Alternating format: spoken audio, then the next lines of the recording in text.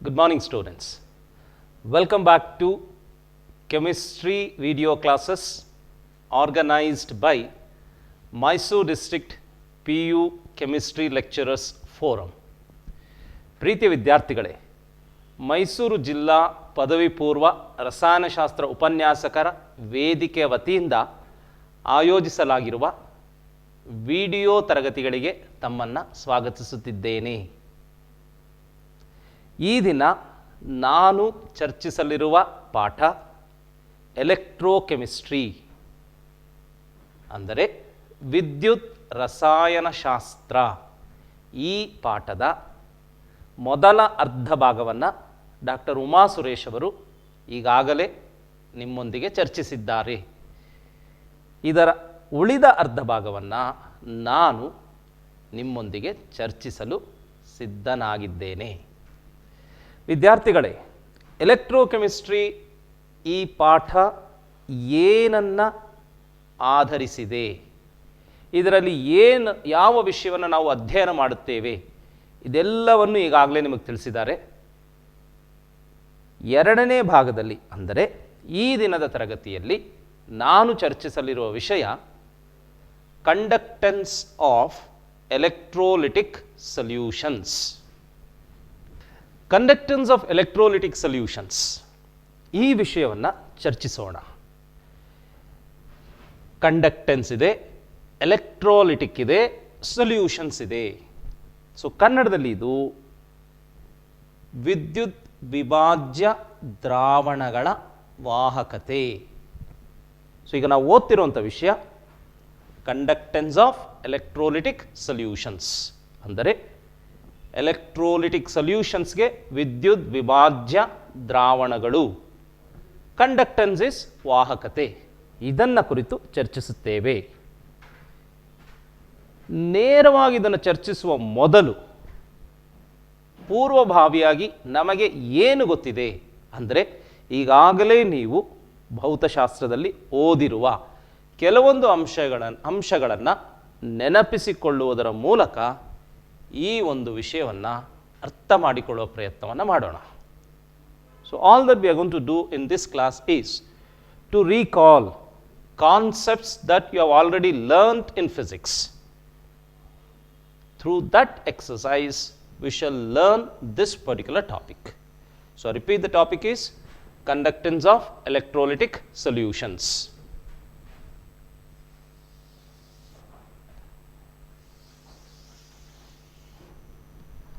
So ಇದರಲ್ಲಿ ಭಾಳಷ್ಟು ಹೇಳಬೇಕು, ಆದರೆ ಇದರಲ್ಲಿ ಭಾಳಷ್ಟನ್ನು ಈ ತರಗತಿಯಲ್ಲ, ಮುಂದಿನ ತರಗತಿಯಲ್ಲಿ ನಾನು ಹೇಳ್ತೀನಿ.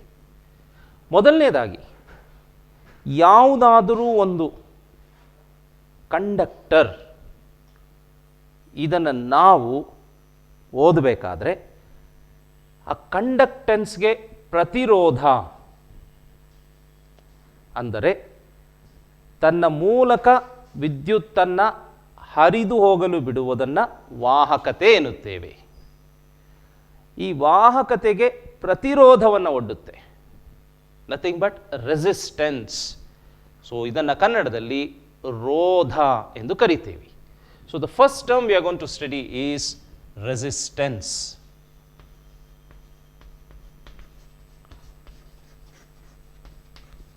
Resistance is represented by the letter R. ಕನ್ನಡದಲ್ಲಿ ಇದನ್ನು ರೋಧ.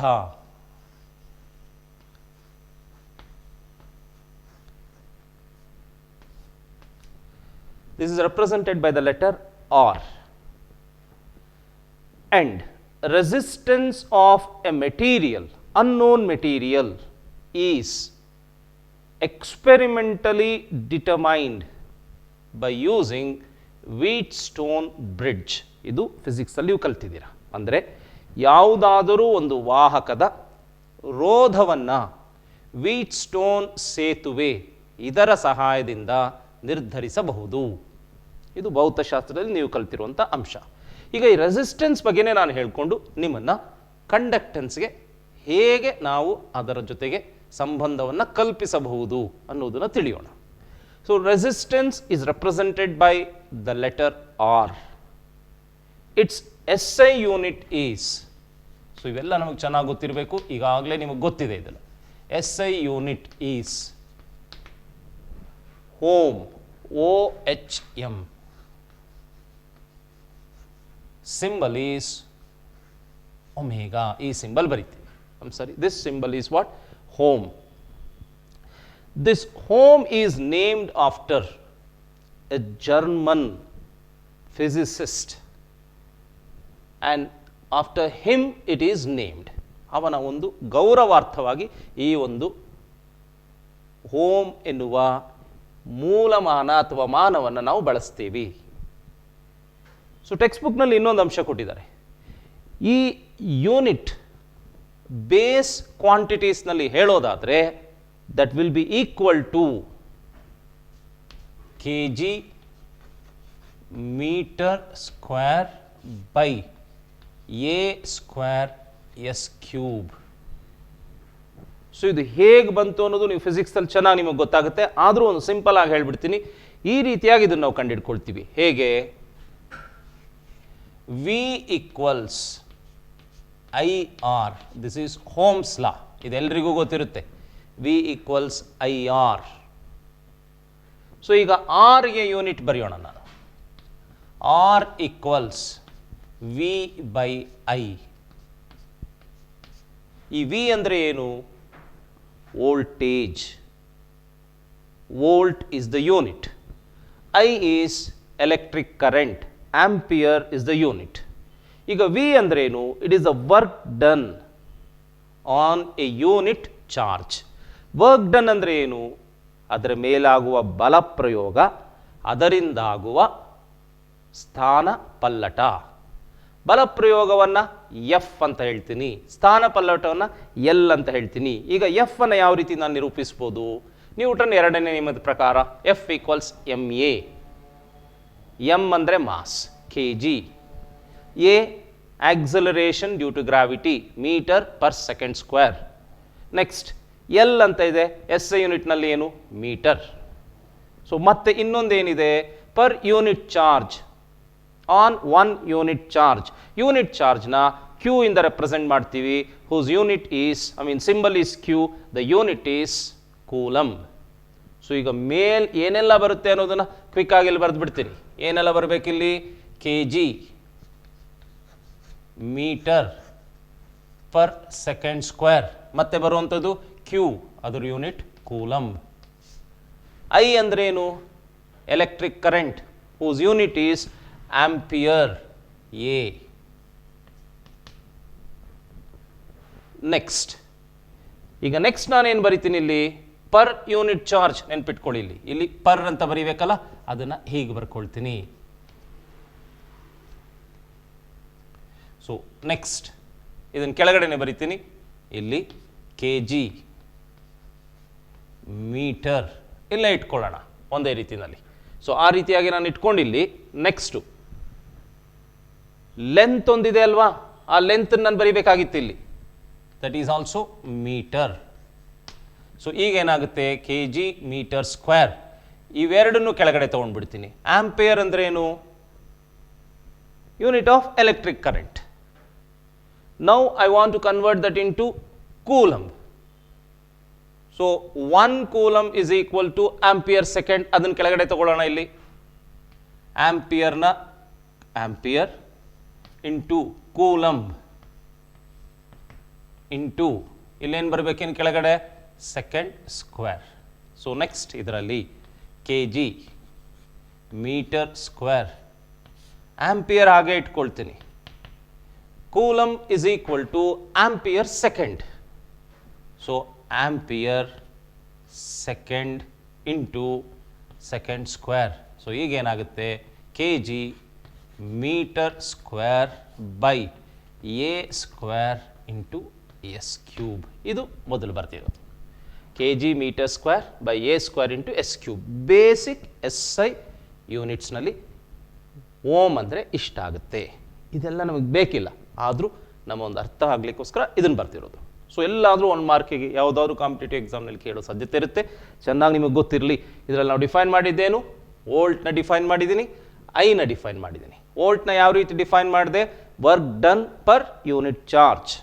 Work done per unit charge is nothing but F right, into displacement ಆಗಬೇಕಾದ್ರಲ್ಲಿ ಏನಾಗುತ್ತೆ, length. Per unit charge is nothing but coulomb, per coulomb. ಅದನ್ನು ಕೆಳಗಡೆ ತೊಗೊಂಡಿದ್ದೀನಿ, ಅಷ್ಟು ಮಾಡಿಕೊಂಡ್ರೆ ಇದೆಲ್ಲ ಸಿಕ್ಕೋಗುತ್ತೆ. ಸೊ ನಮಗೆ ಬೇಕಿರೋದು ಇಷ್ಟು, ಅಷ್ಟು ಬರೆದಿರೋದ್ರಿಂದ ಇದು ನನಗೆ ಬೇಕಾಗಲ್ಲ. ಇದನ್ನು ನಾನೀಗ ಅಳಿಸ್ಬಿಡ್ತೀನಿ, ಯಾಕಂದ್ರೆ ನನಗೆ ನೆಕ್ಸ್ಟ್ ಏನಾದರೂ ಬರೀಬೇಕಾದ್ರೆ ನಿಮಗೆ ಸ್ಪಷ್ಟವಾಗಿ ಕಾಣಿಸ್ಬೇಕು, ಅದಕ್ಕೋಸ್ಕರ ಅದನ್ನು ಬಿಟ್ಟಿರ್ತೀನಿ. ಸೊ 1 ಸೆಕೆಂಡ್ ಇದನ್ನು ಬರ್ಕೊಳ್ಳಿ, ಆಮೇಲಿಂದ ನಾನು ಅಳಿಸ್ತೀನಿ. ಈಗ ನೆಕ್ಸ್ಟ್, ಈ ಆರ್ ಯಾವುದ್ರ ಮೇಲೆ ನಿರ್ಧಾರ ಆಗಿರುತ್ತೆ? R of a conductor. R of a conductor is proportional to L. R is proportional to L. R is inversely proportional to area of cross section. ಇದನ್ನು ಕನ್ನಡದಲ್ಲಿ ಹೇಳಬೇಕಾದ್ರೆ, ರೋಧವು ವಸ್ತುವಿನ ಉದ್ದಕ್ಕೆ ಅನುಲೋಮವಾಗಿರುತ್ತದೆ. ರೋಧವು ವಸ್ತುವಿನ ಅಡ್ಡಛೇದನ ವಿಸ್ತೀರ್ಣಕ್ಕೆ ವಿಲೋಮವಾಗಿರುತ್ತದೆ. ಅಂದರೆ ಎಲ್ ಜಾಸ್ತಿ ಆಗ್ತಾ ಇದ್ದಂಗೆ ಆರ್ ವ್ಯಾಲ್ಯೂ ಜಾಸ್ತಿ ಆಗುತ್ತೆ. Area of cross section value ಇಲ್ಲಿ ಇದು ಜಾಸ್ತಿ ಆಗ್ತಾ ಇದ್ರೆ ಆರ್ ವ್ಯಾಲ್ಯೂ ಕಡಿಮೆ ಆಗುತ್ತೆ. ವಿಲೋಮ ಅನುಲೋಮ, directly proportional, inversely proportional. Indirectly proportional ಅಂತ ಹೇಳಲ್ಲ, ಇನ್ವರ್ಸ್ಲಿ ಪ್ರಪೋರ್ಷನಲ್. ಈ ಎರಡೂ ಸಂಬಂಧಗಳನ್ನ ಬಳಸಿ ನಾನು ಹೀಗೆ ಬರೀಬೋದು. ಇದು ನಿಮಗೆ ಗೊತ್ತಿದೆ, R is proportional to L by A. R is proportional to L by A. ಈಗ ಮುಂದಿನ ಹಂತದಲ್ಲಿ ಏನು ಮಾಡ್ತೀವಿ? ಈ ಪ್ರಪೋರ್ಷನಾಲಿಟಿ ಚಿಹ್ನೆಯನ್ನು ತೆಗಿಬೇಕು. ಪ್ರಪೋರ್ಷನಾಲಿಟಿ ತೆಗೆದು ಈಕ್ವಲೈಸ್ ಮಾಡಬೇಕು. ಯಾವ ರೀತಿ ಮಾಡ್ತೀವಿ ಇದನ್ನು? R equals rho into L by A. ನೋಡಿ, proportionality is replaced by equality or equal sign by introducing rho, which is a constant. It is introduced to replace the proportionality by equality sign, hence it is called proportionality constant. ಈಗ ಇದನ್ನೇನಂತ ಹೇಳ್ತೀವಿ? proportionality constant. ಈಗ ಈ proportionality ಕಾನ್ಸ್ಟೆಂಟ್ನ ಏನಂತ ಕರಿತೀವಿ ಮತ್ತು ಯಾವ ರೀತಿ ಅದನ್ನು ನಿರೂಪಿಸ್ತೀವಿ? The definition is what we need to understand. So this is proportionality constant. It is called resistivity. This is called resistivity. Nodi, resistance represented by R, resistivity is represented by rho. Illond sala baritini matte rho. ಈಗ ಇಲ್ಲೇನು ಮಾಡಿದ್ದೀನಿ? S I unit ohm ಅಂತ ಬರೆದಿದ್ದೀನಿ. ಆಗಿದ್ರೆ ಇದಕ್ಕೂ S I unit ಏನಂತ ಕಂಡುಹಿಡಿಬೇಕಲ್ವಾ? So ಈ ಎಕ್ಸ್ಪ್ರೆಷನ್ನೇ ಬಳಸೋಣ. Let me use this expression, unit of rho equals. ಈಗ ರೋನ ಈ ಕಡೆ ಇಟ್ಕೊಳ್ಳೋಣ. ಅವಾಗ ಎರಡನ್ನು ಈ ಕಡೆ ಕಳಿಸಿದ್ರೆ ಏನಾಗುತ್ತೆ? R into A by L. So ಅವಾಗ ಏನು ಬರಿಬೋದು? Unit of R into unit of A divided by unit of L. ಆಯ್ತಲ್ವಾ? ಇಷ್ಟನ್ನ ಬರ್ಕೊಳ್ಬೇಕು. ಈಗ ನಿಮಗೆ ಗೊತ್ತಿದೆ ಯೂನಿಟ್ ಆಫ್ ಆರ್ ಏನು? S I unit of R ohm. Symbol ಹಾಗೆ ಬರೆಯೋಣ. Unit of A, A is area of cross section. S I unit of area is square metre. So area of cross section ಅಂದ್ರೂ ಅಷ್ಟೇನೆ. Right? Next, unit of length is meter. So ಏನಾಗುತ್ತೆ ಇಲ್ಲಿ? Unit is S I unit ಅಂತಾನೆ ಇರಿ. Unit is ohm, metre metre square cancel ಆಗಿ metre. So the S I unit of resistivity is ohm metre. ನೋಡಿ, ಮತ್ತೊಂದ್ಸಲ ಎಲ್ಲವನ್ನು ಬೇಗವಾಗಿ ಹೇಳ್ಕೊಂಡು ಹೋಗ್ತೀನಿ. Resistance is represented by the letter capital R. The SI unit of resistance is ohm. It is named after the German physicist George Ohm. It is in his honor. Next, resistivity, symbol is rho, unit is Ohm meter. So, ಈಗ ಇದನ್ನು ನಾನು ಇಲ್ಲಿ ready ಮಾಡ್ಕೊಳ್ತೀನಿ.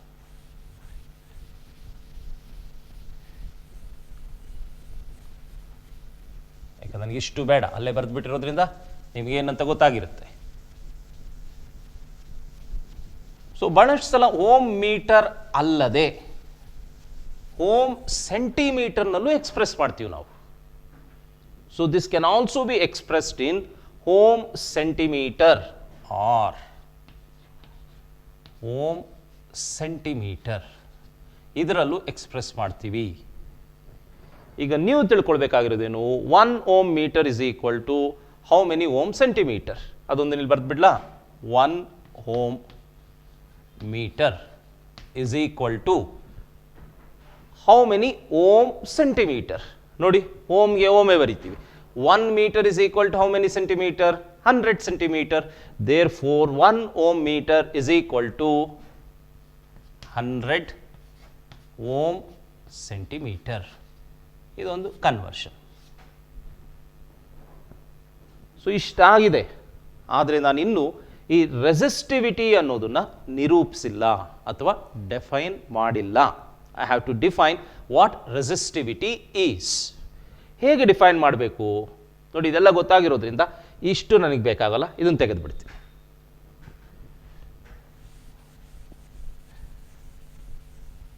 So how do I define resistivity? Resistivity of a conductor, and here the conductor is a material, and let me assume the material in solid state. ಆ ರೀತಿ ಇರೋ ಒಂದು ಮೆಟೀರಿಯಲ್ನ ನಾನು ಅಸ್ಯೂಮ್ ಮಾಡ್ಕೊಳ್ತಾ ಇದ್ದೀನಿ, ಅಂದರೆ ಕಲ್ಪಿಸ್ಕೊಳ್ತಿದ್ದೀನಿ. So how do I define resistivity? ನೋಡಿ, ಇಲ್ಲಿದೆ. ಇದರಲ್ಲಿ ಆರ್ ರೆಸಿಸ್ಟೆನ್ಸ್, ಇದು ಯಾವುದ್ರ ಮೇಲೆ ನಿರ್ಧರಿತವಾಗಿರುತ್ತೆ? ಎಲ್ ಮತ್ತು ಎ. ಎಲ್ ಬದಲಾಯಿಸಿದರೆ ಎ ಏನಾಗುತ್ತೆ? ಜಾಸ್ತಿ ಆಗುತ್ತೆ.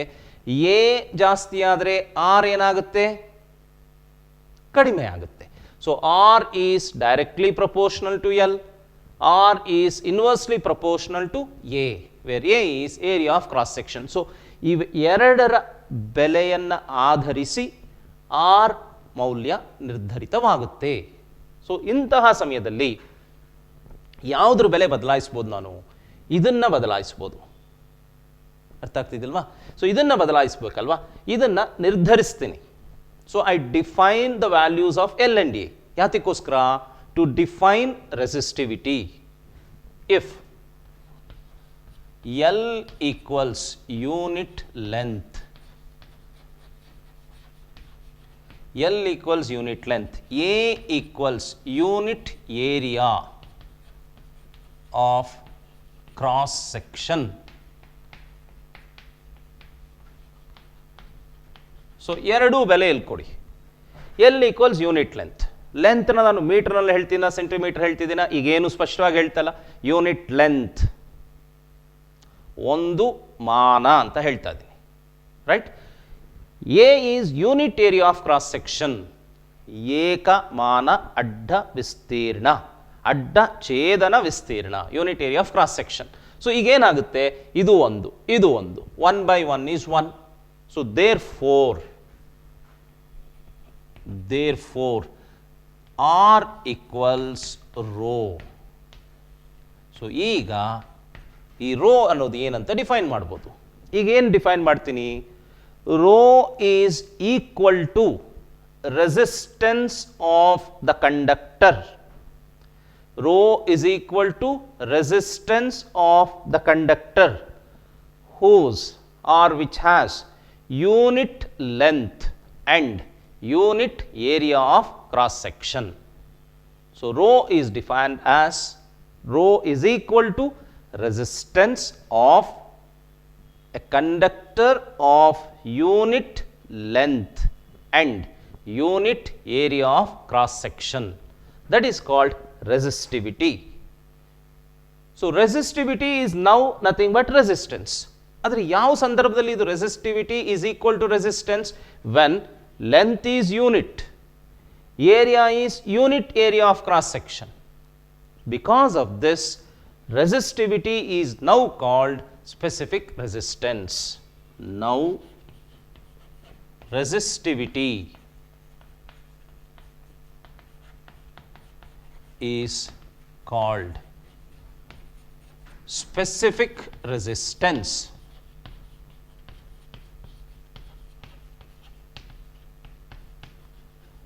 Now resistivity is called specific resistance. ನೋಡಿ, ಇದೇ ರೀತಿ ಒಂದು ಅಂಶವನ್ನು ನೀವು ಕೆಮಿಕಲ್ ಕೈನೆಟಿಕ್ಸ್ನಲ್ಲಿ ಕಲ್ತಿದ್ದೀರಾ. ಯಾವುದದು?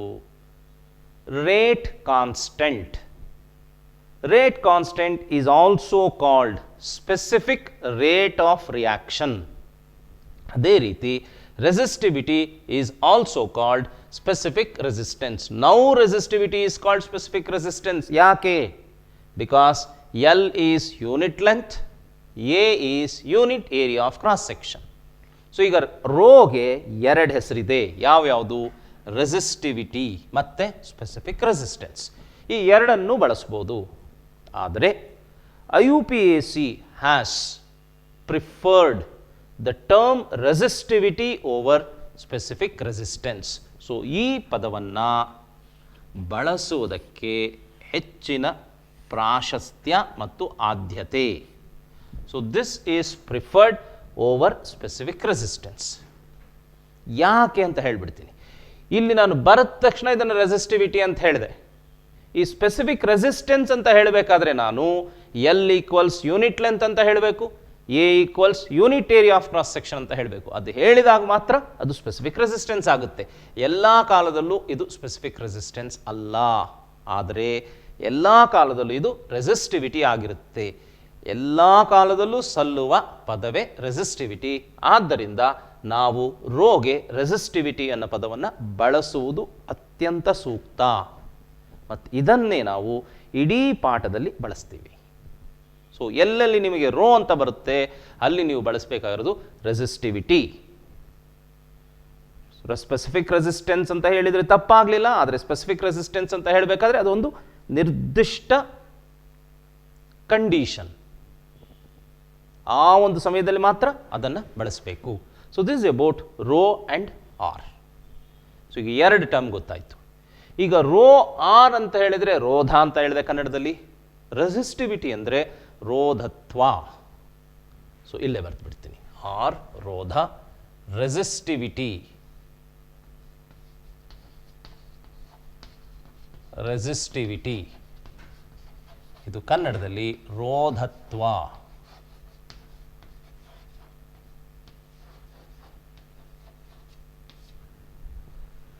ಸ್ಪೆಸಿಫಿಕ್ ರೆಸಿಸ್ಟೆನ್ಸ್ಗೆ ವಿಶಿಷ್ಟ ರೋಧ ಅಂತ ಹೇಳ್ತೀವಿ, ಆದರೆ ಆ ಪದವನ್ನು ಬಳಸೋದು ಬೇಡ. ಯಾಕೆ ಅನ್ನೋದು ನಿಮಗೆ ಈಗಾಗಲೇ ಹೇಳಿದ್ದೀನಿ. ರೆಸಿಸ್ಟಿವಿಟಿ ಅನ್ನೋದು ಯಾವುದೇ ಒಂದು ಸಮಯಕ್ಕೆ ಸೀಮಿತವಾಗಿಲ್ಲ, ನಿರ್ದಿಷ್ಟ ಕಂಡೀಷನ್ಸ್ಗೆ ಫಿಕ್ಸ್ ಆಗಿಲ್ಲ, ಎಲ್ಲ ಸಮಯದಲ್ಲೂ ಬಳಸ್ಬೋದು. ಅದರಿಂದನೇ IUPAC has preferred and recommended the use of term resistivity. The unit ಎಲ್ಲ ಗೊತ್ತಾಗಿದೆ. ಸೊ ಇಷ್ಟಾದ ಮೇಲಿಂದ ನಾವೀಗ ಈ ಒಂದು ಕಂಡಕ್ಟೆನ್ಸ್ ಆಫ್ ಎಲೆಕ್ಟ್ರೋಲಿಟಿಕ್ ಸೊಲ್ಯೂಷನ್ಸ್ ಅನ್ನೋದನ್ನು ಅಭ್ಯಾಸ ಮಾಡೋಣ. ಸೊ ಇಷ್ಟಾಗಿದೆಯಲ್ಲ, ಇದರಲ್ಲಿ ಏನೇನು ಬೇಕು, ಏನೇನು ಉಳಿಸ್ಕೊಳ್ಬೇಕು ಅನ್ನೋದನ್ನ ಇಟ್ಕೊಂಡು ಮುಂದಕ್ಕೆ ಹೋಗೋಣ. ಸೊ ಈಗ ಇದನ್ನೂ ಬರೆದು ಬಿಟ್ಟಿರೋದ್ರಿಂದ ನಾನು ಇದನ್ನು ತೆಗೆದುಬಿಡ್ತೇನೆ.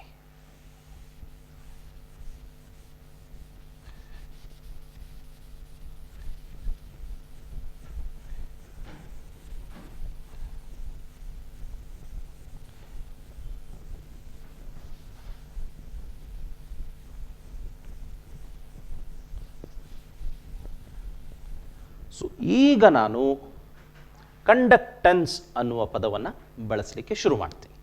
And we shall try to understand the term conductance.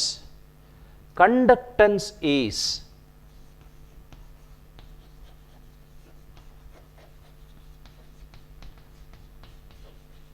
Inverse of resistance. ರೆಸಿಸ್ಟೆನ್ಸ್ನ ಆರ್ ಅಂತ ಹೇಳ್ತೀವಿ. ಹಾಗಿದ್ರೆ ಕಂಡಕ್ಟೆನ್ಸ್ನ ಯಾವ ಲೆಟರಿಂದ ನಾವು ಸೂಚಿಸ್ತೀವಿ, ಯಾವ ಅಕ್ಷರದಿಂದ ಸೂಚಿಸ್ತೀವಿ ಅಂದರೆ conductance is denoted by G, resistance is by R, conductance is by G. ಇಲ್ಲೇನು ಹೇಳಿದ್ದೀನಿ, ಇಟ್ ಈಸ್ ದ ಇನ್ವರ್ಸ್, ವಿಲೋಮವಾಗಿರುತ್ತೆ. ಹಾಗಿದ್ರೆ ಹೇಗೆ, ಇದರ ಅರ್ಥ ಏನು, ಜಿ ಈಕ್ವಲ್ಸ್ 1/r. ಇಲ್ಲಿ ಈಕ್ವಲ್ಸೇ ಹೇಳ್ತಾ ಇದ್ದೀನಿ, ನೆನ್ಪಿಟ್ಕೊಳ್ಳಿ, not proportional. Conductance is the inverse of resistance, G is equal to 1/r. ಇಷ್ಟು ಗೊತ್ತಿದೆ ಅಲ್ವಾ? ಈಗ ನನಗೆ ಆರ್ ಅಂದರೆ ಏನು ಗೊತ್ತಿದೆ, ಈಗ ಜಿ ಈಕ್ವಲ್ಸ್ 1/r ಬರೆದ್ರೆ ಎಲ್ಲ ಸಿಕ್ಕೋಗುತ್ತೆ. ಎಷ್ಟು ಮಾಡೋಣ, so G is equal to, so ಇದ್ರ ಜೊತೆಗೆ ಯೂನಿಟ್ ಹೊರಟೋಗೋಣ ಇಲ್ಲೇನೆ, ಯೂನಿಟ್ ಆಫ್ ಜಿ ಈಸ್, ನೋಡಿ what is the unit of R, ohm, 1/ಓಮ್. ಅದನ್ನು ನ್ಯೂಮರೇಟರ್ಲಿ ಬರ್ಕೊಂಡ್ರೆ ನಾವು ಓಮ್ ಇನ್ವರ್ಸ್ ಅಂತ ಬರಿತೀವಲ್ವಾ, so the unit is ohm inverse. ಇದು ಸಿಂಬಲ್ ಆದರೆ ಹೀಗೆ ಬರಿತೀವಿ. ಆದರೆ ಎಸ್ ಐ ಸಿಸ್ಟಮ್ನಲ್ಲಿ the unit of G is siemens, SIEMENS. ಇದು ಪ್ಲೂರಲ್ ಅಲ್ಲ, ಯೂನಿಟ್ಸ್ ಯಾವಾಗಲೂ ಪ್ಲೂರಲ್ ಇರಬಾರ್ದು, ಇದು ಪ್ಲೂರಲ್ ಅಲ್ಲ, it is name of the person. Once again, A German electrical engineer and physicist is by name Siemens. ಅವನ ಗೌರವಾರ್ಥವಾಗಿ ಈ conductance ಅನ್ನೋ ಒಂದು, what is this, property of a material, unit is named after Siemens. So ಅದರಿಂದ ಇಲ್ಲಿ ಬರಿತೀನಿ, SI unit is SIEMENS. ಹೆಸರು ಬರೆದಾಗ small ಲೆಟರಿಂದ ಶುರು ಮಾಡಿರ್ತೀನಿ, ಸಿಂಬಲ್ ಬರೆದಾಗ capital S. So the SI unit of electrical conductance is Siemens, symbol is capital S. Siemens ಅಂದ್ರೆ ಏನು ಅಂತ ಬಹಳಷ್ಟು ಜನಕ್ಕೆ ಈಗ ಸ್ವಲ್ಪ ಯೋಚನೆ ಆಗಿರ್ಬೋದು, ಇನ್ನೇನಿಲ್ಲ. ನೌ-ಎ-ಡೇಸ್ ಯು ಫೈಂಡ್ ಎ ಕಾನ್ಗ್ಲೋಮರೇಟ್, ಅಂದರೆ ವರ್ಲ್ಡ್ ವೈಡ್ ಅತ್ಯಂತ ಒಂದು ದೊಡ್ಡದಾದ ಸಂಸ್ಥೆ, which is in to electronics, electricals. Siemens company ಅಂತ ಕೇಳಿದ್ದೀರಲ್ಲ, ಅದರ ಒಬ್ಬ ಸಂಸ್ಥಾಪಕನೇ ಇವನು, Siemens. He is also a German. So it is named after him in his honor. ಅವನ ಗೌರವಾರ್ಥವಾಗಿ ಅವನ ಹೆಸರನ್ನೇ ಅದಕ್ಕೆ ಸೂಚಿಸಿದ್ದಾರೆ. Symbol is S, capital S. So ಈಗ ಮತ್ತೆ ಇಲ್ಲಿಗೆ ಬರೋಣ. G is equal to 1/r. R ಅಂದ್ರೇನು, ಇಲ್ಲಿ ಬರ್ತಿದ್ದೀವಿ ನೋಡಿ, ರೋ L/A. ಈಗ 1/r ಅಂತ ಬರದ ತಕ್ಷಣ ಏನಾಗಬೇಕು, A by rho into L ಬರಿಬೋದಲ್ವ ಹೀಗೆ. ಸೊ ಬೇಕಾದ್ರೆ ಇದನ್ನು ಈಗ ಬರ್ಕೊಳ್ಳೋಣ, 1/ρ ಇಂಟು A/L. ಈ 1/ρನ ಇನ್ನೊಂದು ಸ್ಥಿರಾಂಕದಿಂದ ಸೂಚಿಸ್ತೀನಿ. So that is nothing but, ಹೀಗೆ ಬರಿತೀನಿ. ಸ್ವಲ್ಪ ನಿಮಗೆ ವ್ಯತ್ಯಾಸ ಗೊತ್ತಾಗಲಿ ಅನ್ನೋದಕ್ಕೋಸ್ಕರ ಇದನ್ನು ಕೆ ರೀತಿಯೇ ಬರೆದಿದ್ದೀನಿ, ಆದರೆ ಇದು ಗ್ರೀಕ್ ಆಲ್ಫಾಬೆಟ್ನಲ್ಲಿ ನಾನು ತಗೊಳ್ಳೋದು ಕಪ್ಪ ಅಂತ ಹೇಳ್ತಾರೆ, into A/L. So G is equal to kappa into A/L. So G is conductance, kappa is 1/ρ, A is area of cross section, L is length of the conductor.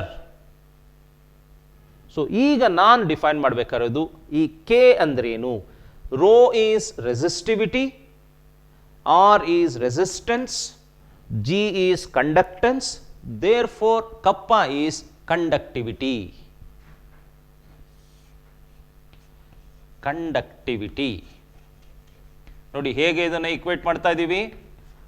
R is resistance, ρ is resistivity, G is conductance. Therefore, kappa is conductivity. Kappa is conductivity. ಈ unit of conductivity ಬರೆದ್ಬಿಡೋಣ ಈಗ. Unit is, ನೋಡಿ unit of conductivity ಬರಿಬೇಕು ಅಂದರೆ ನಾನು ಏನು ಮಾಡಬೇಕು, unit of conductivity equals unit of G into unit of L by A. ಇದನ್ನು ಬರ್ಕೊಳ್ತೀನಿ. Unit is ಹೇಗೆ, ಯೂನಿಟ್ ಆಫ್ ಕಪ್ಪ ಈಕ್ವಲ್ಸ್, ಇದೊಂದು ಸ್ವಲ್ಪ ವ್ಯತ್ಯಾಸವಾಗಿ ಬರೆಯೋದಕ್ಕೋಸ್ಕರ ನಾನು ಹೀಗೆ ಮಾಡ್ತಾ ಇದ್ದೀನಿ ಅಷ್ಟೇ. ರೇಟ್ ಕಾನ್ಸ್ಟೆಂಟ್ ಕೂಡ ಕೆ ಇಂದ ತೋರಿಸಿರ್ತೀವಿ, ಆದರೆ ಅದು ಸ್ಮಾಲ್ ಲೆಟರ್ ಕೆ ಅಂತ ನಿಮ್ಗೆ ಹೇಳಿರ್ತಾರೆ. ಸೊ ಕಪ್ಪ ಈಕ್ವಲ್ಸ್ ಏನು ಬರಿಬೋದು, ಯೂನಿಟ್ ಆಫ್ ಜಿ. ಜಿ ಅಂದ್ರೆ ಏನು, ಕಂಡಕ್ಟೆನ್ಸ್. ನೋಡಿ ಈ ಇಕ್ವೇಷನ್ ಯೂಸ್ ಮಾಡ್ಕೊಳ್ತಿದ್ದೀನಿ, ಇದು ಮತ್ತೆ ಇದನ್ನು ರಿಲೇಟ್ ಮಾಡಿ. Unit of K equals unit of G into ಇದು ಮೇಲೆ ಹೋಗುತ್ತೆ ಎಲ್ ಬೈ ಎ ಅಲ್ವಾ, unit of L by A. So ಈಗ ಯೂನಿಟ್ ಆಫ್ ಜಿ ಏನು ಆಲ್ರೆಡಿ ಗೊತ್ತಿದೆ, ಸೀಮನ್ಸ್, ಎಸ್ ಅಂತ ಬರಿತೀನಿ, ಇಂಟು ಯೂನಿಟ್ ಆಫ್ ಎಲ್ ಏನು, ಮೀಟರ್. ಯೂನಿಟ್ ಆಫ್ ಎ ಏನು, ಮೀಟರ್ ಸ್ಕ್ವೇರ್. ಸೊ ಅದರರ್ಥ ಏನು ನಿಮಗೆ, ಸೀಮನ್ಸ್ ಅಂತಾನೆ ಹೇಳಬೇಕು, per metre. So the SI unit of conductivity is Siemens per meter. SI unit of conductivity is Siemens per meter. ಇದು Siemens per meter ನಲ್ಲೇ ಇರಬೇಕಾ, ಇಲ್ಲ. This can also be expressed in or Siemens per centimeter ನಲ್ಲೂ ನಾನು ಹೇಳ್ಬೋದು. Just like this. Ohm ಮೀಟರ್ನಲ್ಲೇ ಹೇಳಬೇಕಾ, ಇಲ್ಲ. ಓಮ್ ಸೆಂಟಿಮೀಟರ್ನಲ್ಲೂ ಹೇಳ್ಬೋದು. ಯಾವುದ್ರದ್ದು, ರೆಸಿಸ್ಟಿವಿಟಿ. ಅದೇ ರೀತಿ conductivity SI unit is siemens per metre. ನೋಡಿ ಇದನ್ನು ಸೀಮನ್ಸ್ ಅಂತಾನೆ ಹೇಳಬೇಕು, ಸೀಮನ್ ಅಂತ ಹೇಳಬೇಡಿ. Siemens per metre or siemens per centimetre. ಈಗ ನೆಕ್ಸ್ಟ್ ಏನು ಮಾಡಬೇಕು, 1 ohm metre is equal to 100 ohm centimetre ಹೇಳಿದ್ನಲ್ವಾ, ಅದೇ ರೀತಿ ರಿಲೇಷನ್ ಇದಕ್ಕೂ ಹೇಳಬೇಕು. ಅದನ್ನು ಹೇಳಿಬಿಡೋಣ ಈಗ, ನಂತರ ಎಲ್ಲವನ್ನು ಒಟ್ಟಾಗಿ ಬರ್ಕೊಂಡು ಮುಂದಕ್ಕೆ ಹೋಗೋಣ. ಸೊ ಈಗ 1 ಸೀಮನ್ಸ್ per meter equals, ಇದನ್ನು ಯಾವ ರೀತಿ ಬರ್ಕೊಳ್ತೀನಿ, ಫಸ್ಟ್ ನಾನು 1 ಸೀಮನ್ಸ್, ಈ ಪರ್ ಮೀಟರ್ ಅನ್ನೋದಿದೆ ಅಲ್ವಾ, ಇದನ್ನ ಹೀಗೆ ಬರ್ಕೊಳ್ತೀನಿ. ಬರಿಬೋದು ತಾನಿದು. ಸೊ 1 ಸೀಮನ್ಸ್ ಪರ್ ಮೀಟರ್, ಇದನ್ನೇ ಹೀಗೆ ಬರ್ಕೊಂಡಿದ್ದೀನಿ. ಈಗ next 1 Siemens per 1 meter is equal to how many centimeters? 100 centimeters. ಇದು ನಿಮಗೆ ಗೊತ್ತಿರೋದೇನೆ, 100 centimeters. ಈಗ ನಾನು ಇದನ್ನು ನ್ಯೂಮರೇಟರ್ಗೆ ತರಬೇಕಷ್ಟೇ. ಸೊ ಈಗ 1/100 ಇದೆ, ಮೇಲ್ ಬಂದರೆ 10 to the power -2. So therefore 1 Siemens per meter equals 10 to the power -2. ಈ 1 into 10 to the power -2 ನ 10 to the power -2 ಅಂತ ಬರ್ದಿದ್ದೀನಿ. Siemens will remain Siemens. Now centimeter will become per centimeter.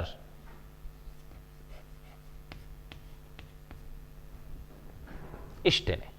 So 1 Siemens per meter is equal to 10 to the power -2 Siemens per centimeter. ಇಲ್ಲಿ 1 ohm metre is equal to 100 ohm centimetre ಆಯಿತು. ಆದರೆ ಇಲ್ಲಿ ಏನಾಗ್ತದೆ, ಕಡಿಮೆ ಆಗ್ತಾ ಇದೆ, ನೆನ್ಪಿಟ್ಕೊಳ್ಳಿ. ಸೊ ವ್ಯಾಲ್ಯೂ ಪ್ರಕಾರ. ಸೊ ಇಷ್ಟು ಕನ್ವರ್ಷನ್ಸ್ ನಿಮಗೆ ಗೊತ್ತಿರಬೇಕು. ಸೊ ಈಗ ಎಲ್ಲವನ್ನು ಮಾಡಾಯ್ತಾ, ಇಲ್ಲ. ಈ ಯೂನಿಟ್ ಎಲ್ಲ ಬರ್ತಿದ್ದೀವಿ, ಆದರೆ ಇದನ್ನು ನಿರೂಪಿಸಿಲ್ಲ. I have not defined conductivity of a material. ಇಲ್ಲಿ ನಾನು ಈಗ ಹೇಳ್ತಿರೋ ಮೆಟೀರಿಯಲ್ ಸಾಲಿಡ್ ಮೆಟೀರಿಯಲ್ ಹೇಳ್ತಾ ಇದ್ದೀನಿ. The material now I am defining is for a solid material. Simple ಆಗಿ ಹೇಳಬೇಕು ಅಂದರೆ ಒಂದು ಎಲೆಕ್ಟ್ರಿಕ್ ವೈರ್ ಅಂತ ಇಟ್ಕೊಂಡ್ಬಿಡಿ. ವಿದ್ಯುತ್ತನ್ನು ತನ್ನ ಮೂಲಕ ಹರಿಯಗೊಡುವ ಒಂದು ತಂತಿ. ಅದಕ್ಕೆ ನಾನು ಹೇಳ್ತಾ ಇದ್ದೀನಿ. ಈಗ ನಾನು ಅದನ್ನು ಡಿಫೈನ್ ಮಾಡಬೇಕು. How do I define it? Once again I go back to this. ಇದನ್ನು ಇಲ್ಲಿ ಬರ್ಕೊಳ್ತೀನಿ. ಜಿ ಈಕ್ವಲ್ಸ್ ಕಪ್ಪ A/L. ನೋಡಿ ಇಲ್ಲಿ ಡಿಫೈನ್ ಮಾಡ್ಬೇಕಾದ್ರೆ ಏನು ಮಾಡಿದೆ, ಈ ಬದಲಾಗಬಹುದಾದಂಥ ಸ್ವಭಾವಗಳು ಅಥವಾ ಪ್ರಾಪರ್ಟೀಸ್ ಅದನ್ನು ನಾನು ಫಿಕ್ಸ್ ಮಾಡಿದೆ. ಇಲ್ಲೂ ಅದೇ ಮಾಡ್ತೀನಿ. ಇಲ್ಲೇನು ಮಾಡ್ತೀನಿ, A equals unit area of cross section, L equals unit length. So A/L equals 1.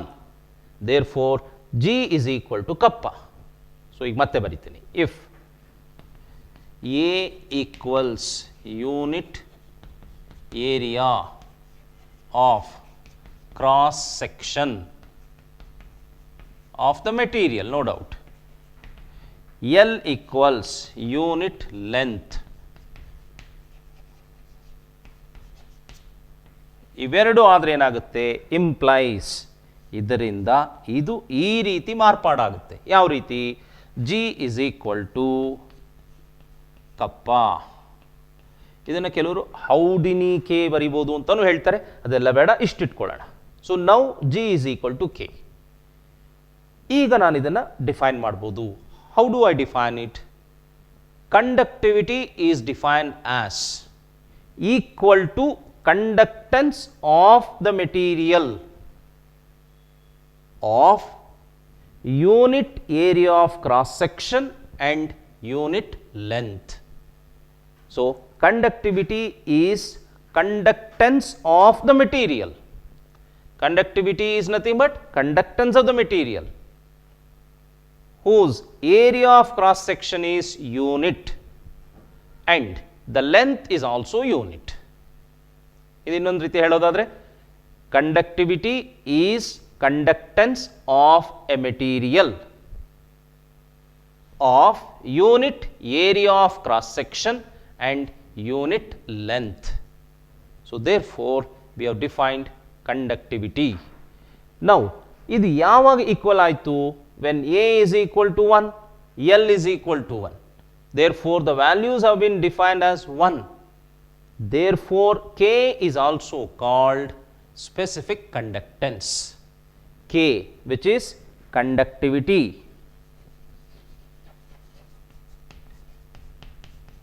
is now called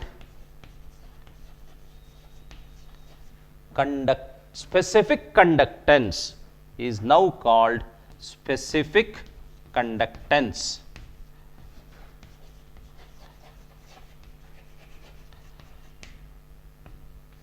ನೋಡಿ ಯಾವ ರೀತಿ ಯೂನಿಫಾರ್ಮಿಟಿ ಇದೆ. resistance is R, resistivity is rho. Resistivity is also called specific resistance. Conductance is G, conductivity is kappa. Conductivity is also called specific conductance. IUPAC has stated for rho we have to use resistivity.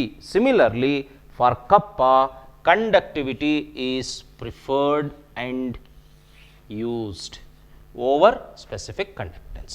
Specific conductance ಅಂತ ಹೇಳಿದರೆ ತಪ್ಪಿದೆಯಾ? ಇಲ್ಲ. ಆದರೆ ಎಲ್ಲ ಸಂದರ್ಭದಲ್ಲೂ ಅದನ್ನು ಹೇಳಲಿಕ್ಕೆ ಬರೋಲ್ಲ. ಅದನ್ನು ನೀವು ಹೇಳಬೇಕು ಅಂತ ಹೇಳಿದರೆ A equals 1 square unit ಆಗಬೇಕು area of cross section and L equals unit length ಆಗಬೇಕು. ಆಗ ಮಾತ್ರ ಅದು ಸ್ಪೆಸಿಫಿಕ್ ಕಂಡಕ್ಟೆನ್ಸ್ ಆಗುತ್ತೆ. ಇಲ್ಲವಾದಲ್ಲಿ that remains as conductivity. So ಇದನ್ನು ಮನಸ್ಸಿನಲ್ಲಿ ಇಟ್ಕೊಂಡು IUPAC ಈ ರೀತಿ ಹೇಳಿದೆ. ಇಲ್ದೇವ್ರು ಅನ್ನಿಸ್ಬೋದು, ಎರಡು ಹೆಸರು ಹೇಳಿದ್ದಾಗ ಇದನ್ನೇ ಯಾಕೆ ಹೇಳಿದ್ರು, ಇದನ್ನು ಯಾಕೆ ಹೇಳಬಾರ್ದು, ಈ ಪ್ರಶ್ನೆ ನಿಮಗೆ ಬರುತ್ತೆ. ಇದನ್ನು ನೋಡಿದರೆ ನಿಮಗೆ ಅರ್ಥ ಆಗುತ್ತೆ. ಎಲ್ಲ ಕಾಲದಲ್ಲೂ ಸಲ್ಲುವಂತಹದನ್ನು ಬಳಸಿ, ಅದು ಕಂಡಕ್ಟಿವಿಟಿ. ಸೊ ಇನ್ನು ಮೇಲಿಂದ ನೀವು ಸ್ಪೆಸಿಫಿಕ್ ಕಂಡಕ್ಟೆನ್ಸ್ ಅನ್ನೋದನ್ನು ನಾವಿಲ್ಲಿ ಬಳಸೋಲ್ಲ, ನೀವು ಬಳಸಬಾರ್ದು, ಕಂಡಕ್ಟಿವಿಟಿ ಅನ್ನೋದನ್ನೇ ಬಳಸಬೇಕು. ಈಗ ಒಂದು ಸಣ್ಣದಾಗ ಒಂದು ಟೇಬಲ್ ಮಾಡ್ಕೊಂಡ್ಬಿಡಿ. Resistance is R, resistivity is rho, SI unit of resistance is ohm, SI unit of resistivity is ohm meter. Centimetre ನೀವು ಬಳಸ್ಬೋದು, ಅಂದರೆ ಓಮ್ ಮೀಟರ್ ಇಟ್ಕೊಳ್ಳಿ. ಅದೇ ರೀತಿ conductance is G, conductivity is kappa, SI unit of conductance is siemens ಬರೆದಿದ್ದೀವಿ, SI unit of conductivity is siemens per metre. So ಇಷ್ಟು ಅಂಶಗಳನ್ನ ನಾವು ಇದರಲ್ಲಿ ಚರ್ಚಿಸಿದ್ದೇವೆ. ಸೊ ಈ ಒಂದು ಟೇಬಲ್ ಆದರೆ ಅಷ್ಟೇ ನಿಮಗೆ ಬೇಕಿರೋದು, ಉಳಿದಿದ್ದೆಲ್ಲ ಬೇಡ. ಮತ್ತು resistance of a material is determined by using Wheatstone's bridge. ಅದು ಫಿಸಿಕ್ಸಲ್ಲಿ ನೀವು ಕಲ್ತಿರ್ತೀರಾ. ಅದನ್ನು ಮುಂದೆ ಇಲ್ಲಿ ಒಂದು ಸ್ವಲ್ಪ ನಾನು ಎಕ್ಸ್ಪ್ಲೈನ್ ಮಾಡುವಂಥ ಅವಕಾಶ ಇದೆ, ಅಲ್ಲಿ ಅದನ್ನು ಹೇಳ್ತೀನಿ. ಸೊ ಈಗ ನೆಕ್ಸ್ಟ್ ಏನು ಮಾಡೋಣ? ಈಗ ನಮಗೆ ಸಿಕ್ಕಿರೋದು ಯಾವುದು? ಕಂಡಕ್ಟಿವಿಟಿ ಅನ್ನೋ ಒಂದು ಟರ್ಮ್ ಸಿಕ್ಕಿದೆ. ಕಂಡಕ್ಟಿವಿಟಿ, ಈಗ ಕಂಡಕ್ಟೆನ್ಸ್ ಈಸ್ ನಥಿಂಗ್ ಬಟ್ ವಾಹಕತೆ, ಕಂಡಕ್ಟಿವಿಟಿ ಈಸ್ ವಾಹಕತ್ವ. ಈ ವಾಹಕತ್ವದ ಬೆಲೆಯನ್ನು ಆಧರಿಸಿ ವಾಹಕಗಳನ್ನು ವಿಭಾಗಗಳಾಗಿ ಅಥವಾ ಬೇರೆ ಬೇರೆ ಅಂದು ಗುರುತಿಸ್ತೇವೆ ಅಥವಾ ಬೇರೆ ಬೇರೆ ವಿಭಾಗಗಳನ್ನಾಗಿ ಮಾಡಿದ್ದೇವೆ. ಈ ವಾಹಕತ್ವ ಅದರ ಬೆಲೆ ಯಾವುದರ ಮೇಲೆ ನಿರ್ಧಾರವಾಗಿರುತ್ತೆ? ನಮಗೆ ಗೊತ್ತಿರೋ ಹಾಗೆ ವಸ್ತುವಿನ ಗುಣದ ಮೇಲೆ ಮತ್ತು ಅದನ್ನು ಅಳತೆ ಮಾಡುವ ಟೆಂಪರೇಚರ್ ಆ್ಯಂಡ್ ಪ್ರೆಷರ್ ಇವುಗಳ ಮೇಲೂ ನಿರ್ಧರಿತವಾಗಿದೆ. ಸೊ ಈ ಅಂಶಗಳನ್ನ ಮನಸ್ಸಲ್ಲಿಟ್ಕೊಂಡು ನಾವೀಗ ವಾಹಕತ್ವದ ಬೆಲೆಯ ಆಧಾರದ ಮೇಲೆ ವಾಹಕಗಳನ್ನು ಯಾವ ರೀತಿ ಅಥವಾ ಮೆಟೀರಿಯಲ್ಸ್ ವಸ್ತುಗಳನ್ನು ಯಾವ ರೀತಿ ವಿಂಗಡಿಸಿದ್ದೇವೆ ಅಂತ ನೋಡೋಣ. So it is all based on the value of conductivity. Materials are classified into 3 types: conductors, insulators and semiconductors. So now we shall go to study them.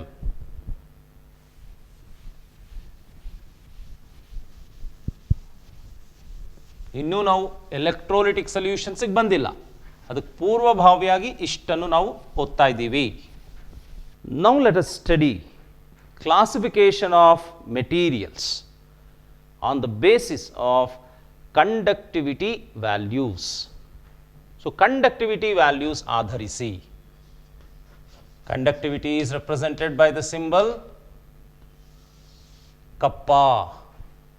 Its SI unit is Siemens per meter. ಚೆನ್ನಾಗಿ ನೆನಪಲ್ಲಿ ಇಟ್ಕೊಳ್ಳಿ. What are the 3 types?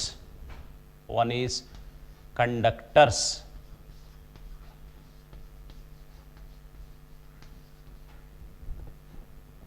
Second one is insulators.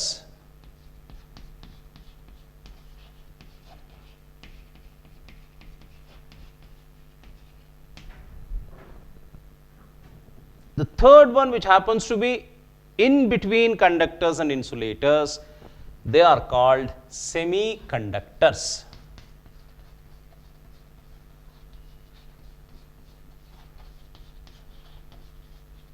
So on the basis of conductivity values, conductors have high conductivity values. The values range between 10 to the power 4 to 10 to the power 7 Siemens per meter. Insulators, they have very low conductivity. The range of conductivity values for insulators is between 10 to the power minus 20 to 10 to the power minus 10 Siemens per meter. ನೋಡಿ, ಒಂದು marking question, what is the unit, SI unit of conductivity ಅಂತಲೂ ಕೇಳ್ಬೋದು. So ಎಲ್ಲೆಲ್ಲಿ ಸಾಧ್ಯನೋ ಅಲ್ಲೆಲ್ಲ ಬರಿತಾ ಇದ್ದೀನಿ, ನೀವು ಅದನ್ನು ಹೇಳ್ತಾರೆ. ಇನ್ಸುಲೇಟರ್ಸ್ ಆಯಿತು, ಕಂಡಕ್ಟರ್ಸ್ ಆಯಿತು. ಸೆಮಿ ಕಂಡಕ್ಟರ್ಸ್ ವಾಹಕ, ಅವಾಹಕ, ಅರೆವಾಹಕ, semiconductors.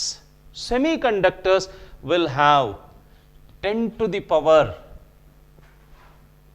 ಇಲ್ಲಿ ತುಂಬ ಚೆನ್ನಾಗಿ ನೆನಪಿಟ್ಕೊಳ್ಳಿ, 10 to the power minus 7 to 10 to the power 4 Siemens per meter. So usually ನಾವೇನು ಮಾಡ್ತೀವಿ, 10 to the power minus 10 to 10 to the power 4 ಅಂತ ಹೇಳ್ತೀವಿ. ಇಲ್ಲ, 10 to the power minus to 10 to the power 4 Siemens per meter.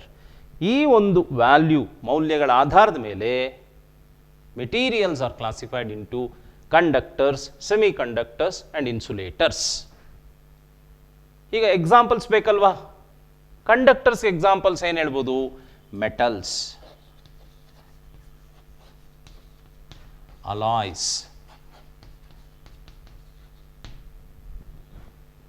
ಜೊತೆಗೆ few organic polymers, they are also conductors. ಅದು important. Organic polymers.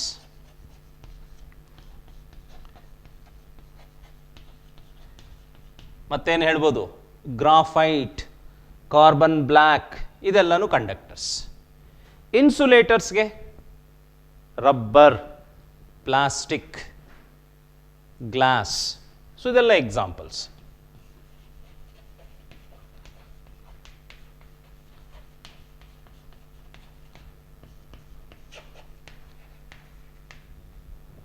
Whereas semiconductors, silicon, doped silicon. So ಇದು physics ಅಲ್ಲಿ ನಿಮಗೆ ಗೊತ್ತಾಗಿರುತ್ತೆ, semiconductors ಬಗ್ಗೆ ಓದಿರ್ತೀರ. ಮತ್ತೆ ಗ್ಯಾಲಿಯಂ ಆರ್ಸನೈಡ್,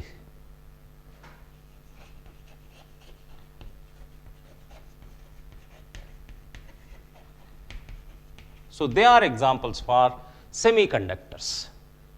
ಸೊ ಇಲ್ಲಿ ಈ ಆರ್ಗ್ಯಾನಿಕ್ ಪಾಲಿಮರ್ಸ್ ಬಗ್ಗೆ ಸ್ವಲ್ಪ ಹೇಳಬೇಕು. So this organic polymers var discovered by three scientists rather. Important ಅನ್ನೋದನ್ನು ಬಳಸ್ತಾ ಎಲ್ಲ ಕಡೆ ನಾವು ಬಳಸ್ಬಿಡ್ತೀವಿ, ಅದರಿಂದ ಅಷ್ಟೇ ಬರ್ತಾ ಇದೆ. So 3 scientists, of course chemists. One is McDermid, Heeger and Shirawaka. So these are the 3 scientists who discovered organic polymers. ಈ ಆರ್ಗ್ಯಾನಿಕ್ ಪಾಲಿಮರ್ಸ್ ಏನು speciality? They will be light weight, ಹಗುರವಾಗಿರುತ್ತೆ. So therefore they can be used in batteries, but they will be strong like metals, and they are flexible. So therefore they can be used like a sheets.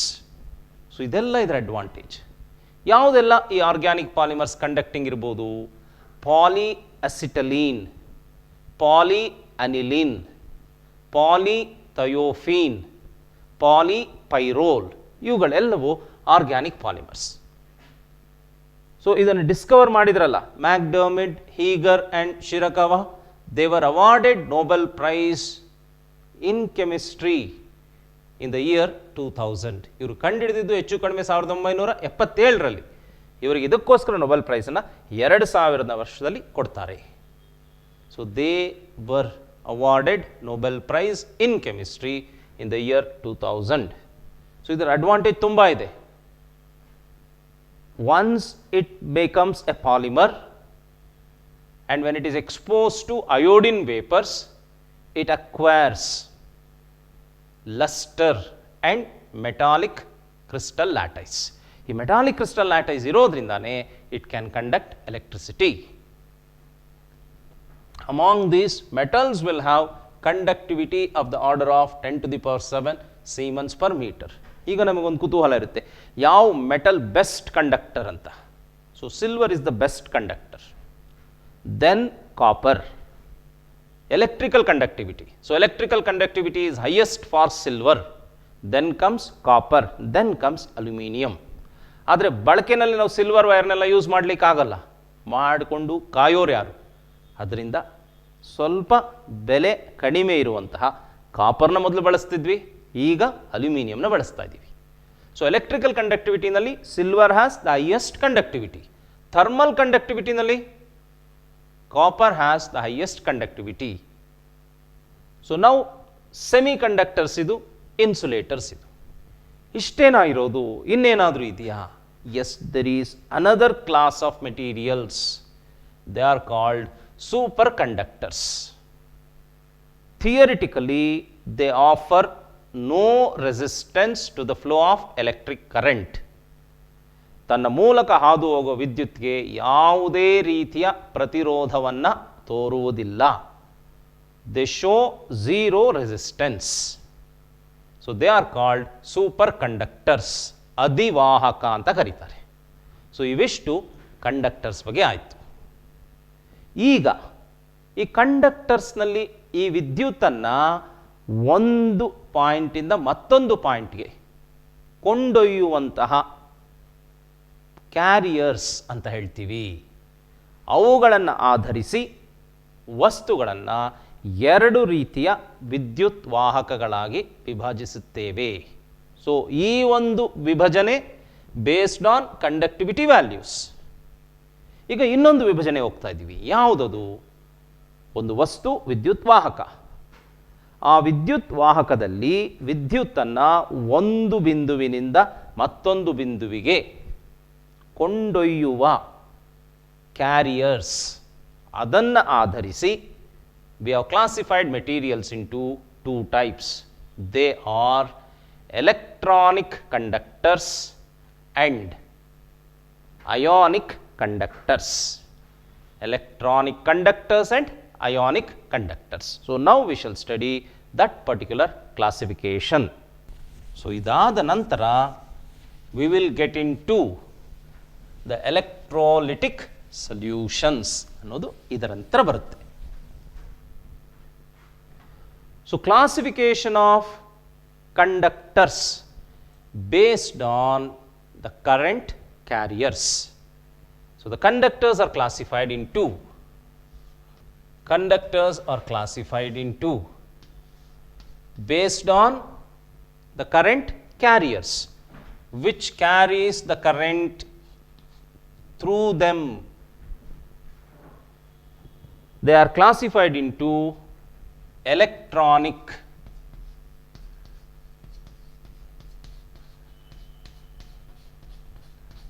conductors. The other one is ionic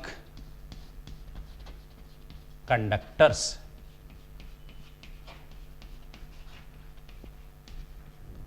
Electronic conductors and ionic conductors.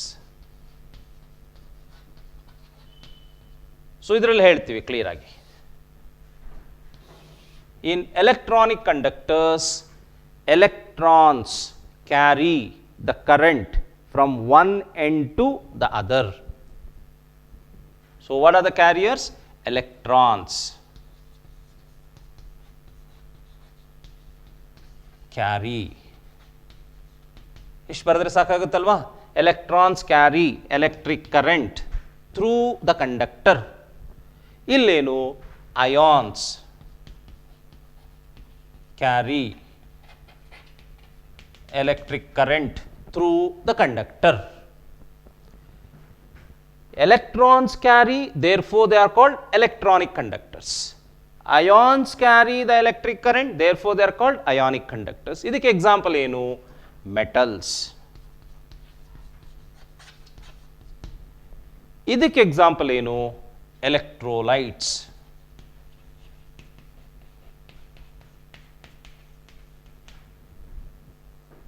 Because metals conduct electricity through the movement of electrons, electronic conductors are also called metallic conductors. They are also called metallic conductors.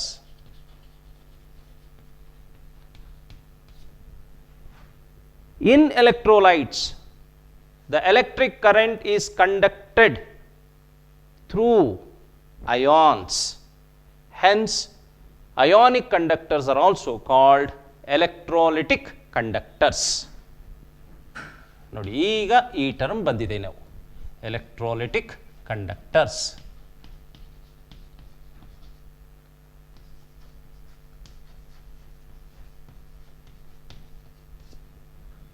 So ಈಗ ನಾವು ಇದ್ರ ಜೊತೆಗೆ ಹೆಚ್ಚಿನ ಅಧ್ಯಯನವನ್ನು ಮಾಡಬೇಕು ಇದರ ಬಗ್ಗೆ. ಇದನ್ನು ಇಲ್ಲಿಗೆ ನಿಲ್ಲಿಸಬೇಕು. ಆದರೆ ನಿಲ್ಲಿಸೋಕೆ ಮೊದಲು we have to do one more exercise. ಇನ್ನೊಂದು ಚಟುವಟಿಕೆ ಇದೆ. ಏನದು? What are the factors on which electronic conductance depends? Similarly, what are the factors on which electrolytic conductance depends? ಇದರಲ್ಲಿ ಆಗುವಂತಹ ವಾಹಕತೆಯು ಯಾವ ಯಾವ ಅಂಶಗಳ ಮೇಲೆ ಆಧಾರವಾಗಿದೆ, ಅದೇ ರೀತಿ ಇದರಲ್ಲಿ ವಾಹಕತೆಯು ಯಾವ ಯಾವ ಅಂಶದ ಮೇಲೆ ಆಧಾರವಾಗಿದೆ ಅನ್ನೋದನ್ನು ಲಿಸ್ಟ್ ಮಾಡಬೇಕು. So factors on which electronic conductance depends, factors on which ionic conductance depends. ಅಷ್ಟು ಲಿಸ್ಟ್ ಮಾಡೋಣ ಇವತ್ತಿನ ಕ್ಲಾಸಲ್ಲಿ. ಇಷ್ಟು ಮಾಡ್ಕೊಳ್ಳೋಣ. ಸೊ ಈಗ ನಾನು ಮಾಡೋದೇನು? ಫ್ಯಾಕ್ಟರ್ಸ್ ಆನ್ ವಿಚ್ ಯಾವುದು? Electronic conductance depends, or conductance in metals depends ಅಂತ ಬರಿಬೋದು.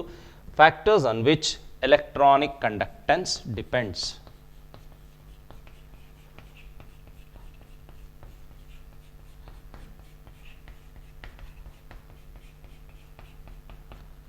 Depends.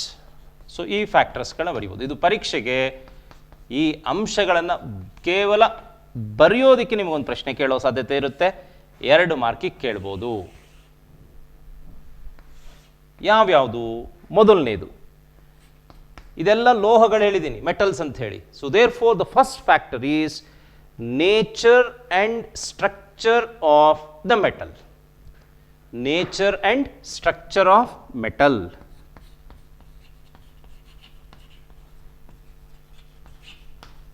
Structure.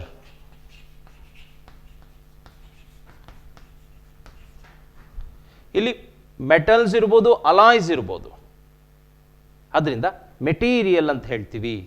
Nature and structure of the material. Metal ಅಂತ ಹೇಳ್ಕೊಂಡ್ರೆ ಅದಕ್ಕೆ ಮಾತ್ರ ಆಗುತ್ತೆ ಅನ್ನೋ ಒಂದು ಕಾರಣಕ್ಕೆ ಇದನ್ನು ಇಲ್ಲಿಗೆ ಬಳಸಿದ್ದೀವಿ.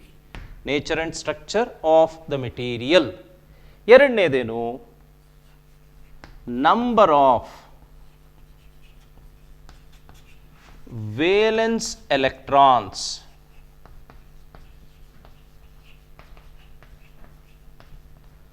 Available per atom.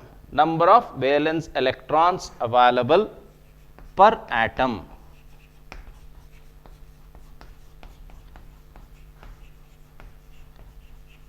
Number of valence electrons available per atom. In nature and structure of the material na, to certain extent we discuss it in D and F block elements. ಅಲ್ಲಿ ಓದ್ತೀವಿ. ಈ number of valence electrons available per atom is also studied. As the number of valence electrons available per atom increases, the electrical conductance increases. ಇದು general ಆಗಿ. ಆದರೆ ಇದನ್ನು ನಾವು ಹೆಚ್ಚು ಓದೋದಿಲ್ಲ, ಆ ಕಡೆ ಇದನ್ನು ಭಾಳ ವಿಸ್ತಾರವಾಗಿ ಓದ್ತೀವಿ. ಸೊ ಮೂರನೇದು ಟೆಂಪರೇಚರ್, ತಾಪಮಾನ. ಇದನ್ನು ಒಂದೇ ಒಂದು ಅಂಶ ಟೆಕ್ಸ್ಟ್ ಬುಕ್ಕಲ್ಲಿ ಹೇಳಿದ್ದಾನೆ, ನಾನು ಅಷ್ಟೇ ಹೇಳ್ತೀನಿ. ಆದರೆ ಇದನ್ನು ವಿಸ್ತಾರವಾಗಿ ನೀವು ಮೆಟಾಲಿಕ್ ಬಾಂಡಿಂಗ್ನಲ್ಲಿ ಓದಿರ್ತೀರ. ಏನು? As temperature increases electronic conductance decreases. As ಟೆಂಪರೇಚರ್ನ ಟಿ ಇನ್ಕ್ರೀಸಸ್ ಏನಾಗುತ್ತೆ? Electronic conductance decreases. Electronic conductance ಇದನ್ನೇ ನೇರವಾಗಿ ಬರೆದು ಬಿಡ್ತಾ ಇದ್ದೀನಿ ನಾನು. Electronic conductance decreases. ಸೊ ಇದನ್ನು ಮೆಟಾಲಿಕ್ ಬಾಂಡ್ ಹೇಳಬೇಕಾದ್ರೆ ಹೇಳ್ತಾರೆ. ಬಿಕಾಸ್ ಇದರಲ್ಲಿ ಮುಖ್ಯವಾದ ಎಕ್ಸಾಂಪಲ್ ಮೆಟಲ್ಸ್ ಅಂತ ಹೇಳಿದ್ದೀವಿ, ಅಲಾಯ್ಸ್ ಕೂಡ ಆಗುತ್ತೆ. ಸೊ ಅದರಿಂದಲೇ ನಾನು ಮೆಟೀರಿಯಲ್ ಅಂತ ಬರೆದೆ, ಸ್ವಲ್ಪ ಮಾರ್ಪಾಡು ಮಾಡಿಕೊಂಡು. ಸೊ ಈ ಮೂರು ಅಂಶಗಳ ಮೇಲೆ electronic conductance depends. The 3 factors are nature and structure of the material, number of valence electrons available per atom, temperature. ಇದು ನೆನ್ಪಿಟ್ಕೊಳ್ಳಿ. As temperature increases electronic conductance decreases. As temperature increases electronic conductance decreases. ಇದನ್ನು ವಿಸ್ತಾರವಾಗಿ ನಾವು ಓದೋದಿಲ್ಲ, ನಾವು ನಮ್ಮ syllabus ಮತ್ತು ಪಠ್ಯಪುಸ್ತಕವನ್ನು ಅನುಸರಿಸ್ತಾ ಇದ್ದೀವಿ. ಅದರಲ್ಲಿ ಇದಕ್ಕೆ ಇಷ್ಟೇ ಸ್ಕೋಪ್ ಕೊಟ್ಟಿದ್ದಾರೆ, ಇಷ್ಟನ್ನು ನಾವು ತಿಳ್ಕೊಳ್ಬೇಕು. ಸೊ ಈಗ ನಾವು ಹೋಗಬೇಕಾಗಿರೋದು ionic conductors, factors on which electrolytic conductance depends or ionic conductance depends. ಇದನ್ನು ನಾವು ಓದೋಣ. Factors on which electrolytic conductance depends.